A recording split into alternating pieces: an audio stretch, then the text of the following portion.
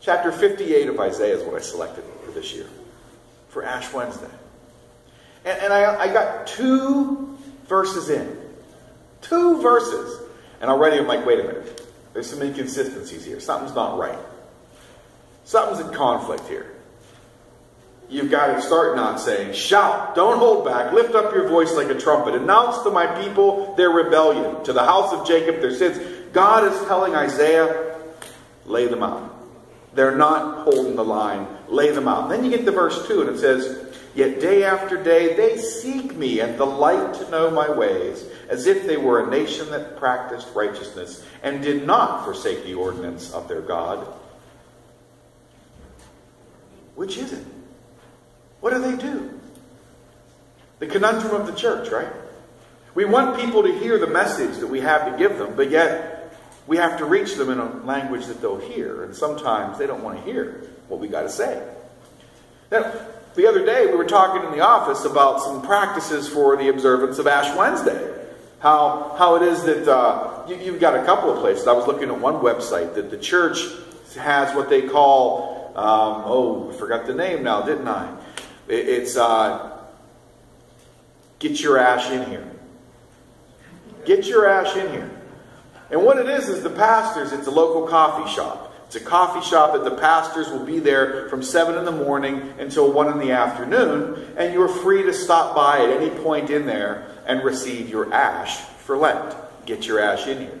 And there's another effort out there for those who we're always in a rush, right? Ash and dash. Clever names, right? Go in and get your ash.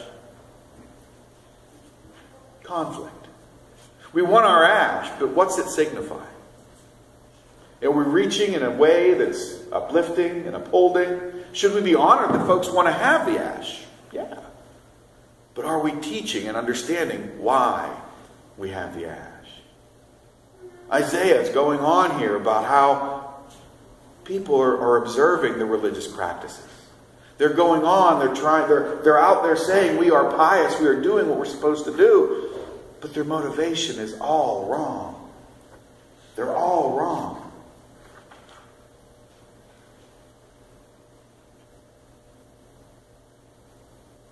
We hear a lot. And part of what our problem is when we hear, we tend not to act upon. The church has a lot to teach us. And people come all the time and we hear the messages and then we walk out the door and life goes on just as usual, right? I heard a story the other day that I want to share to you. It's a Japanese legend about, it was a pious Buddhist monk, the story, the legend went. It said he died and he went to heaven. And he was taken on a sightseeing tour of heaven. And he gazed at all the lovely mansions in wonder. They were built of marble and gold and precious stones. It was beautiful. Exactly as he pictured it. Until he came to this one large room that it appeared to be like a merchant's shop. There were shelves upon shelves upon shelves all over the place. Shelves of what looked like dried up mushrooms. And upon closer examination, he discovered that they were in fact human ears. The guide then explained, though, he said, listen, those were the ears of people who on earth went diligently to the temple. They listened with pleasure to the teaching of the gods, yet they did nothing about what they heard. After death, they themselves went elsewhere, but their ears made it to heaven. Oh, yeah, we chuckle at a story like that, but it's a pretty solemn truth that sometimes people tend to be mostly ears. People who easily substitute hearing for doing. Religion always has that built-in hazard, doesn't it? Believers are tempted to be good only for the show of it, aren't we? Remember what the Greek word for hypocrite is? It's an actor. And in every age, the great temptation of religious people is to go through the motions of piety without their faith ever being touched in their daily lives. That happens all too often. I'm reminded of the story of a little boy who went to Sunday school, and one week he refused to go to Sunday school. And he said his mother's trying to desperately get him to go. Son, your father always went to Sunday school as a boy. And the little boy looked up at her with knowing eyes and said, Mommy, that's what I mean. It won't do any good for me either. Come on, it's okay. Lighten up a little bit, folks. Come on. See? That's what happens a lot in the teaching. We hear about what's going on. Isaiah is trying to teach the people, the folks who they were taken away. They were oppressed, made slaves, brought back to their land, and nothing had changed. Yet they were oppressed. They wanted to hear. They wanted to be at the temple. They wanted to do the religious practices. But yet they didn't engage in what was taught. Anything they did, their motivation was all wrong. Their motivation was more about themselves than it was about pleasing God. And Isaiah is trying to tell us that's not the way it's supposed to be. No, it's not. Isaiah's message is to call God's people to close the gap between believing and behaving. What infuriated Isaiah was people who fasted on holy days and then oppressed their workers at the end of the day. Isn't that what our passage tells us?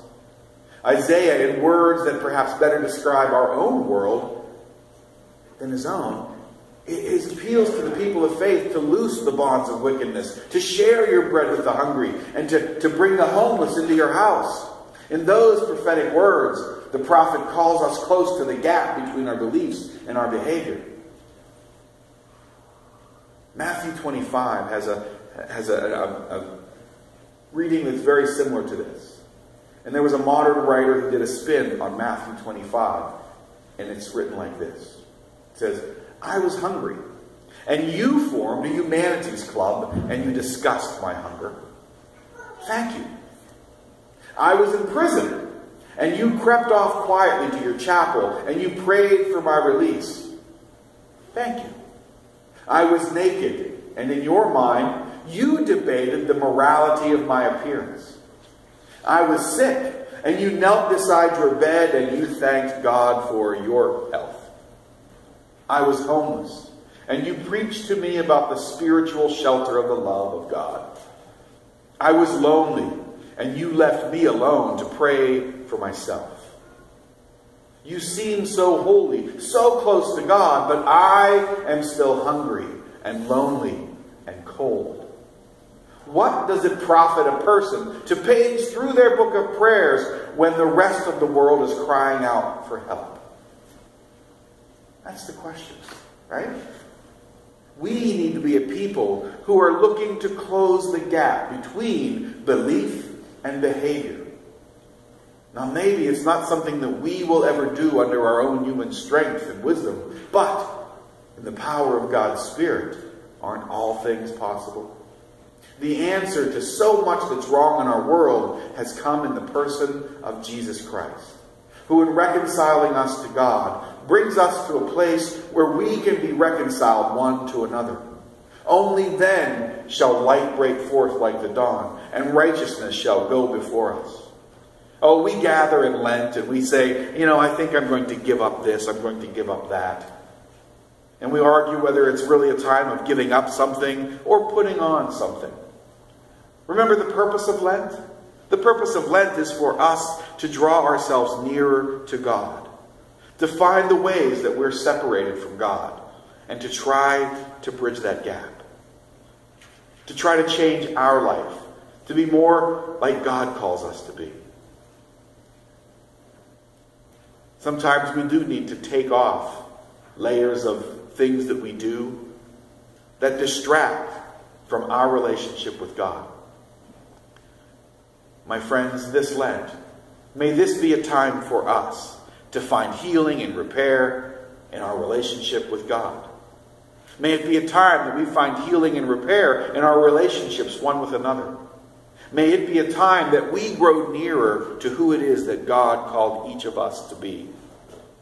As we gather this evening and we form the line and come and get our ash and serve communion, my prayer is that we will remember what God has done in the life and the death and the resurrection of Jesus Christ, that we might be drawing closer to God.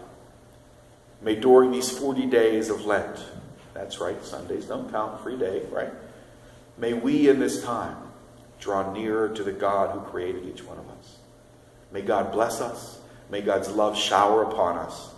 May we be the creatures that God created us to be. God bless you.